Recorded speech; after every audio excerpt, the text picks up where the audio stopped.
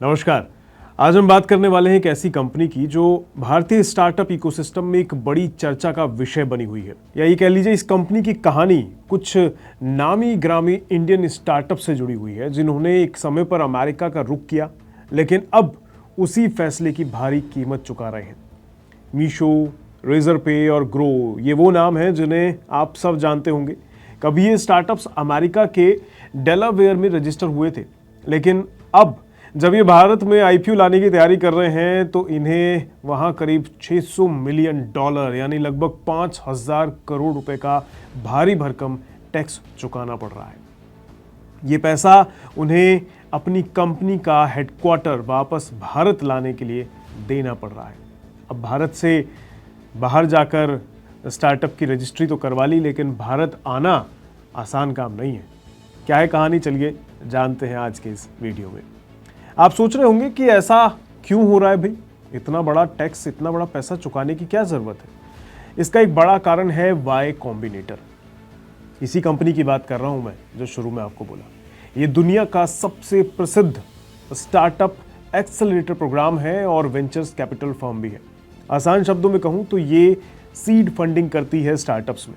2016 में जब मीशो जैसे स्टार्टअप शुरुआती दौर में थे तो वाई कॉम्बिनेटर में शामिल होने के लिए अमेरिका में रजिस्टर होना एक शर्त थी। वाईसी इसे आप कह लीजिए शॉर्टकट में। तो वाईसी ने बदले में सीड फंडिंग दी जो उस समय स्टार्टअप के लिए बहुत मायने रखती थी। अगर आप वाई कॉम्बिनेटर को अभी भी नहीं समझे हैं तो आपको बता दूं, वाई कॉम्बिनेटर शुरुआती स्तर के स्टार्टअप्स को टेक ऑफ करने में मदद करता है, मतलब उनको उड़ान भरने की आज़ादी देता है। जानकारी के अनुसार वाईसी उन स्टार्टअप्स में $5 लाख तक का निवेश करता है जिन्हें वे अपने प्रोग्राम के लिए चुनता है। ये शुरुआती पूंजी स्टार्टअप को अपने खर्चों को पूरा करने और शुरुआती प्रोडक्ट डेवलपमेंट के लिए मिलती है। इस निवेश के बदले में वाईसी कंपनियों से 7% इक्विटी यानी हिस्सेदारी लेता है, और साथ ही मदद के रूप में Y Combinator mentorship, guidance, network, community, resources हर चीज़ में हेल्प करता है। वाई कॉम्बिनेटर के जरिए कई नाम आज ब्रांड बन चुके हैं, जैसे Airbnb, Dropbox, stripe, DoorDash, Coinbase, Reddit. फिलहाल इनको यूएस में भारी भरकम कीमत चुकाने के लिए मजबूर होना पड़ रहा है, लेकिन अब जब ये कंपनियां भारत में लिस्ट होने की सोच रही हैं तो इन्हें अपनी यूएस बेस्ड स्ट्रक्चर को बदलना पड़ रहा है। इसे कहते हैं रिवर्स फ्लिप, और इसी रिवर्स फ्लिप के दौरान इन्हें बड़ा टैक्स देना पड़ रहा है। मीशो को अकेले $288 मिलियन यानी लगभग 2,461 करोड़ का टैक्स भरना पड़ रहा है, और ये पैसा यूएस की सरकार को जाएगा। ये फोन पे के $1 बिलियन के बाद सबसे बड़ा टैक्स आउटगो है। रेजरपे की अगर आप बात कर लें तो ये अगले 2 साल में आईपीओ लाने की तैयारी में है और उन्हें भी 1,245 करोड़ यानी करीबन $150 मिलियन का टैक्स भरना होगा। ग्रो ये तो अक्टूबर 2024 में ही 1,340 करोड़ का टैक्स चुका चुके हैं, यानी करीबन $160 मिलियन दे चुके हैं, और अपनी रिवर्स फ्लिप करने की जो पूरी प्रक्रिया है उसे पूरी कर चुके हैं। लेकिन ये डेलावेयर डेटोर हुआ ही क्यों? क्या ज़रूरत थी भाई बाहर रजिस्ट्री कराने की? इस पर इंडस्ट्री के एक्सपर्ट्स कहते हैं कि इसके कई कारण हैं। जैसा कि मैंने अभी शुरू में बताया, वाईसी में शामिल होने के लिए यानी वाई कॉम्बिनेटर में शामिल होने के लिए यूएस में इनकॉर्पोरेट करना ज़रूरी होता है। इसके अलावा वेंचर्स कैपिटलिस्ट का दबाव भी रहता है। दरअसल कई वेंचर्स कैपिटलिस्ट यानी जो निवेश करते हैं कंपनियों में शुरुआती स्तर में, वो चाहते हैं कि स्टार्टअप विदेश में रजिस्टर हो, खासकर यूएस में। उन्हें लगता है कि इससे ग्लोबल कैपिटल जुटाना आसान हो जाएगा। एक सोच ये भी है कि अमेरिका में होना क्रेडिबिलिटी देता है, और वहाँ के रेगुलेटरी नियम भी तब ज़्यादा फ्रेंडली माने जाते थे।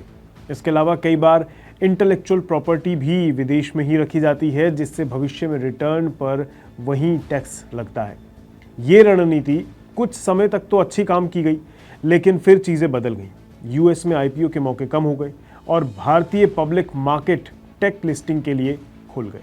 साथ ही भारतीय रेगुलेटर्स ने भी कड़ाई शुरू कर दी, खासकर फिनटेक सेक्टर में, और टैक्स अथॉरिटीज़ भी विदेश में इंटेलेक्चुअल प्रॉपर्टी या प्रॉफिट शिफ्ट करने वाले स्ट्रक्चर्स को लेकर सतर्क हो गई।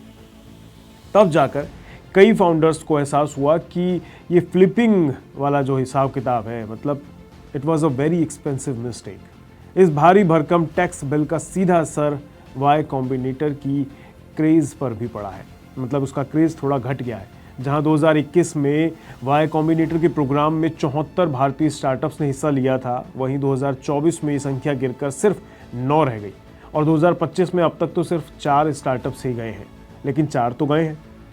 मतलब वैसे अगर देखा जाए तो फाउंडर्स अब इस महंगी गलती के बारे में जागरूक हो गए हैं।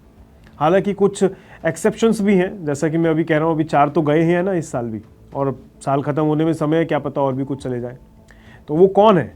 जैसे AI फोकस स्टार्टअप्स हैं, ये अभी भी यूएस का ही रुख कर रहे हैं। ऐसा इसलिए है क्योंकि उन्हें यूएस में कैपिटल, इंफ्रास्ट्रक्चर और टैलेंट पूल आसानी से मिल जाता है। कई AI फाउंडर्स तो सिर्फ ऑफिस ही नहीं बल्कि खुद भी सैन फ्रांसिस्को शिफ्ट हो रहे हैं ताकि AI बूम के केंद्र के करीब रहा जा सके।